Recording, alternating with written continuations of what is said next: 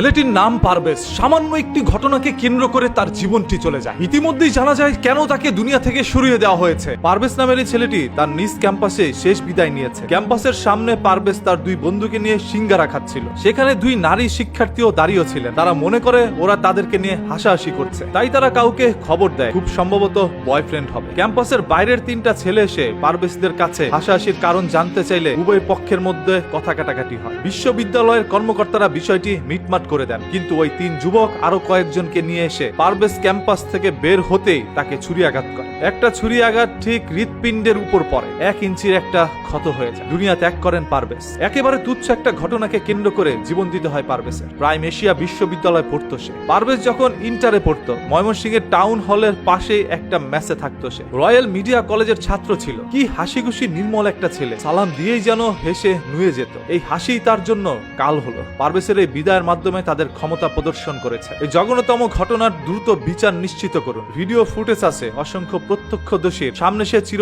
নিদ্রায় ঘুমিয়ে গিয়েছেন। এখনো তার হত্যাকারীকে গ্রেপ্তার করা হয়নি। সে ঢাবি বুয়েটের ছাত্র না, এই জন্য কেউ চুপ থাকবেন না। সবাই আসামির বিচারের দাবি তুলুন। এই দেশের মধ্যে আবার দাবি না তুললে কারো বিচার হয় না। মানুষের জীবন নেওয়া এই দেশে এতটাই সহজ হয়ে গেল, যে খুশি যার জীবন নিয়ে যাবে। পারভেজের বাবা একজন প্রবাসী। সেই প্রবাসের মধ্যে বসে কঠিন পরিশ্রম করে পারভেজকে তিনি বাংলাদেশের মধ্যে পড়াশোনা করেছেন। মানুষের মতো মানুষ করে গড়ে তোলার জন্যই তার বাবার এই কঠিন পরিশ্রম। তবে আজকে হঠাৎ করে একটি আলো যেন নিভে গেল। পারভেজ তার বন্ধুদের সাথে হাসাহাসি করছিল, আর ওই মেয়েগুলো ভেবেছিল তাকে দেখে পারভেজটা হাসাহাসি করছে, যার কারণে সেই মেয়ের পরিচিত কয়েকটি ছেলেকে ফোন দিয়ে নিয়ে আসে। এসে পারভেজের সাথে বাগবিদণ্ডার মধ্যে জড়িয়ে যায়। কলেজের শিক্ষকরা বিষয়টি মিটমাট করে দিল। কিছুক্ষণ পরে পারভেজ যখন ক্যাম্পাস থেকে বেরোলো, তখনই ওই ছেলেগুলো আরো অসংখ্য ছেলেকে এনে তার উপর ঝাঁপিয়ে পড়ে, নির্মম ভাবে এই দুনিয়া থেকে তাকে সরিয়ে দেয়। ধরেই নিলাম দুইটি মেয়েকে দেখে পারভেজ হাসাহাসি করেছে, এই জন্য একটা জীবন দিয়ে দিতে হবে। ওই মেয়েগুলো কারা, ওই মেয়ের সাথে এই সকল ছেলেগুলোর সম্পর্ক কি, তাদেরকে দ্রুত বের করে আনো। এবং এই ঘটনাটিকে টেনে ধরে কিন্তু আবার রাজনীতির দিকে নেওয়া হচ্ছে, যেখানে উল্লেখ করা হয় বৈষম্য বিরোধী ছাত্র আন্দোলনের কিছু কর্মী এবং নেতা সহ এসে নাকি পারভেজের উপরে ঝাঁপিয়ে পড়েছিল। আর যেহেতু পারভেজ একজন ছাত্র দলের কর্মী, সেহেতু ছাত্র দল থেকেই কিন্তু মিছিল বের হয়েছিল, যে মিছিলের মধ্যে দাবি একটাই, বৈষম্য বিরোধী ছাত্র আন্দোলনের সেই সকল নেতাকর্মীকে যথাসম্ভব দ্রুত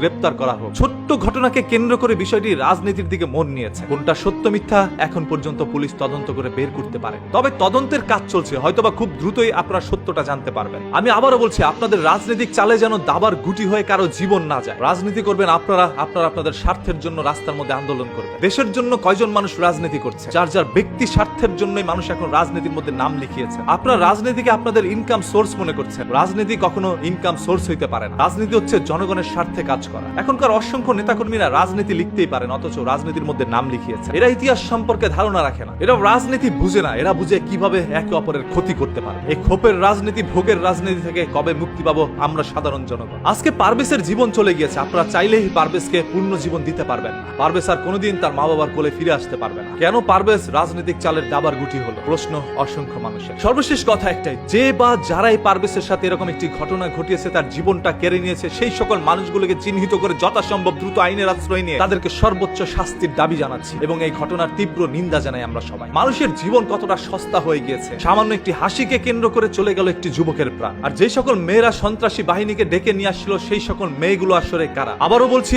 আপনার রাজনীতির গুটির চাল যেন কোনো পারভেজের জীবন না হয়।